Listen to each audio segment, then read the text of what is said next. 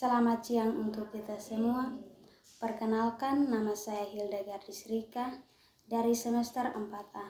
Di sini saya akan melakukan katekese dengan tema semakin mengasihi dan peduli terhadap seluruh ciptaan. Di sini saya menggunakan metode TAT. Sebelum kita memulainya, marilah kita menyanyikan lagu pembukaan.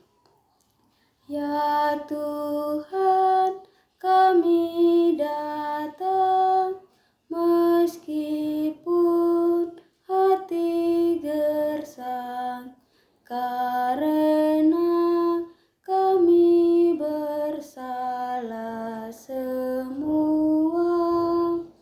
Pada Dikau, pada teman, pada kawan, serta lawan, pantaskan kami menghadap padamu. Dalam nama Bapa dan Putra dan Roh Kudus. Amin.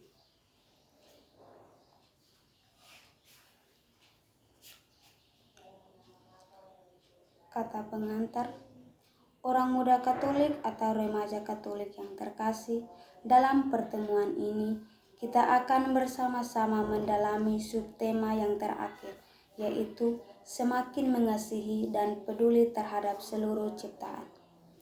Diharapkan melalui pertemuan ini, kita sebagai orang muda Katolik semakin memiliki kasih dan kepedulian terhadap sesama dan seluruh ciptaan lainnya. Artinya bahwa memiliki kasih dan kepedulian terhadap sesama dan seluruh ciptaan. Marilah kita bersama dalam pertemuan ini dengan berdoa. Marilah berdoa. Allah Bapa yang Maha Pengasih dan Penyayang, Allah yang peduli terhadap manusia dan seluruh ciptaannya, kami bersyukur dan memuji Bapa yang telah menciptakan dan memberikan segala yang baik untuk kehidupan kami. Selama 3 pertemuan ini, kami telah menggumuli kehidupan manusia dan seluruh ciptaan dengan aneka krisis ekologis yang menyebabkan iklim yang tidak menentu, yang menyebabkan kami dan seluruh alam ciptaan lainnya mengalami berbagai musibah dan kehancuran. Semoga melalui pertemuan iman ini, kami semakin sadar untuk mengasihi dan peduli terhadap sesama manusia dan seluruh ciptaannya. Sebab hanya di dalam Dikau kami hidup dan berkembang.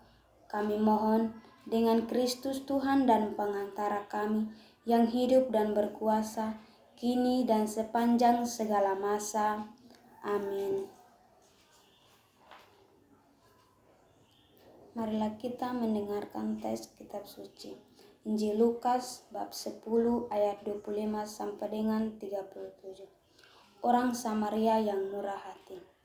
Pada suatu kali berdirilah seorang ahli Taurat untuk mencoba Yesus, katanya, "Guru, apa yang harus kuperbuat untuk memperoleh hidup yang kekal?" Jawab Yesus kepadanya, "Apa yang tertulis dalam hukum Taurat? Apa yang kau baca di sana?"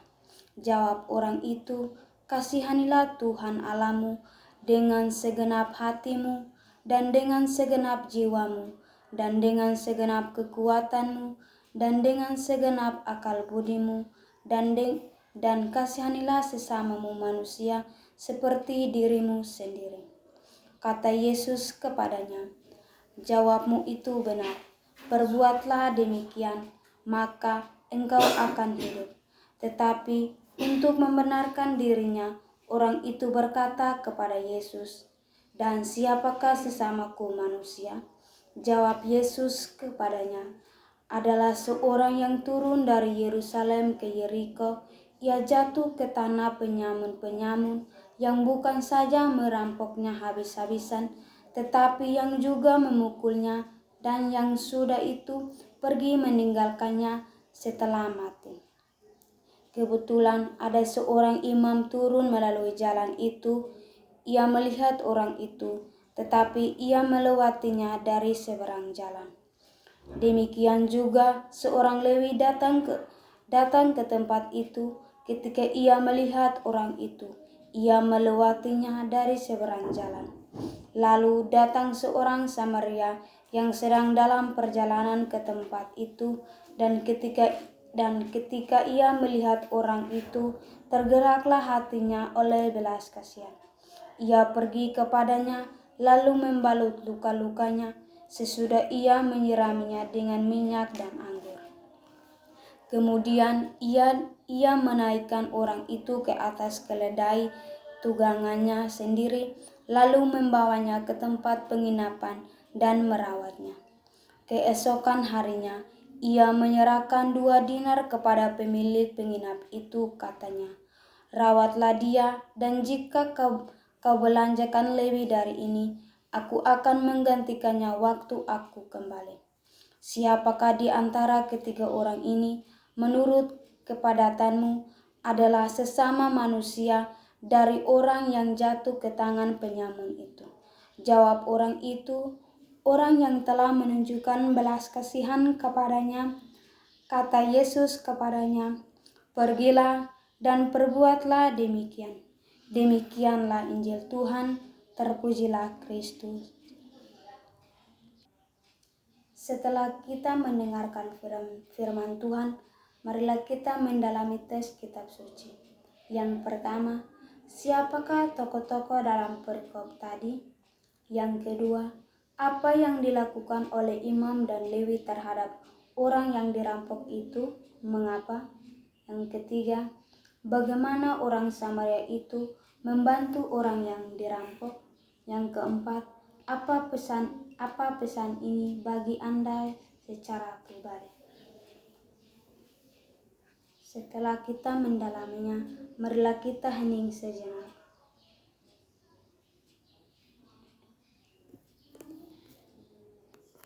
Setelah kita mendalami teks tersebut dan kita hening, marilah kita menseringkan pengalaman kita sehari-hari. Dalam kehidupan sehari-hari, kita sebagai makhluk Tuhan harus saling kasih, mengasihi, dan peduli terhadap sesama kita. Dan sebagai umat manusia, kita harus menghormati martabat manusia agar kita dapat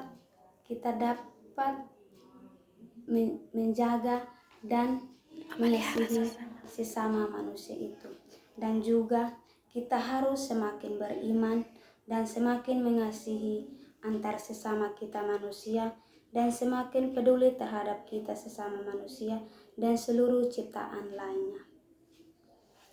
Setelah kita menseringkan pengalaman hidup kita, marilah kita mengakui akan iman dan kesalahan kita dengan berdoa.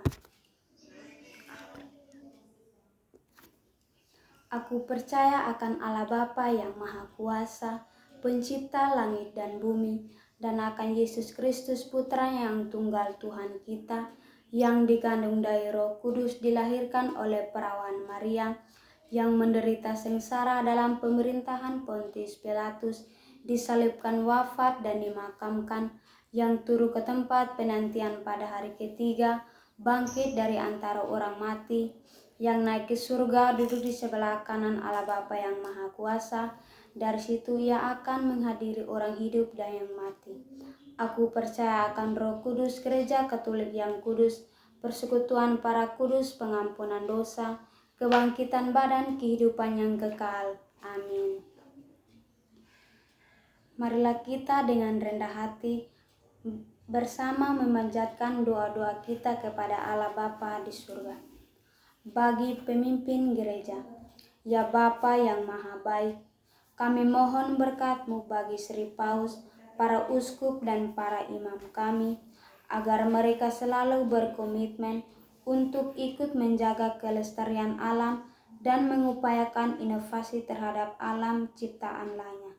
Marilah kita mohon, kabulkanlah doa kami ya Tuhan. Bagi pemerintah kita, ya Bapa yang penuh kasih, Bukalah hati dan pikiran para pemimpin bangsa kami, agar di tengah krisis ekologis ini, mereka benar-benar memikirkan dan melakukan inovasi-inovasi baru demi menyelamatkan bumi dan demi kesejahteraan umat manusia. Marilah kita mohon, kabulkanlah doa kami ya Tuhan. Bagi orang muda dan remaja Katolik, ya Bapa yang Maha Pengasih, kobarkanlah semangat para orang muda dan remaja Katolik di mana saja mereka berada, untuk selalu menjaga garda terdepan dalam mengupayakan lingkungan yang bersih dan sehat, serta melakukan inovasi-inovasi baru untuk alam dan ciptaan yang lebih baik. Marilah kita mohon, kabulkanlah doa kami ya Tuhan. Bagi kita yang hadir di sini, ya Bapa, berkatilah kami sekalian yang hadir di sini dan ikut terlibat pada pendalaman iman ini, agar apa yang telah kami dalami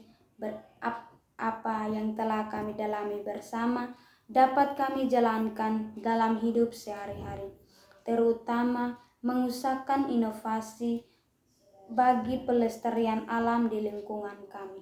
Marilah kita mohon, kabulkanlah doa kami ya Tuhan.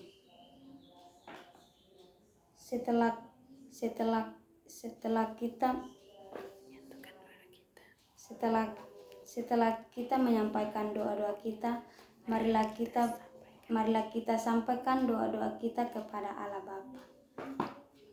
Bapa kami yang ada di surga, dimuliakanlah namamu, datanglah kerajaanmu, jadilah kehendakmu di atas bumi seperti di dalam surga. Berilah kami rezeki kepada hari ini, dan ampunilah kesalahan kami, seperti kami pun mengampuni yang bersalah kepada kami. Dan janganlah masukkan kami ke dalam pencobaan, tetapi bebaskanlah kami dari yang jahat. Amin. Marilah berdoa. Ya Allah yang Maha Kuasa dan Kekal, Engkau menghendaki agar kami mampu mengatur hidup dengan lebih baik, agar mencapai cita-cita pastoral yang unggul, cerdas, dan sejahtera melalui pelaksanaan musyawarah pastoral ini. Kiranya kami menemukan di dalam Engkau kesatuan kami, agar kami boleh berjalan bersama sebagai umat keuskupan Atambua menuju kehidupan abadi dan tidak menyimpan dari jalan kebenaran dan apa yang benar. Semua doa ini kami sampaikan kepadamu lewat perantaraan Kristus Tuhan kami. Amin. Sudilah ya Tuhan, ampuni kami, lihatlah kami bertobat. Ya Yesus Raja, penebus dunia, kepada Engkau kami menengadah, dengan kiranya keluh kesah kami. Sudilah ya Tuhan, ampuni kami, lihatlah kami bertobat. Dalam nama Bapa dan Putra dan Roh Kudus. Amin. Terima kasih.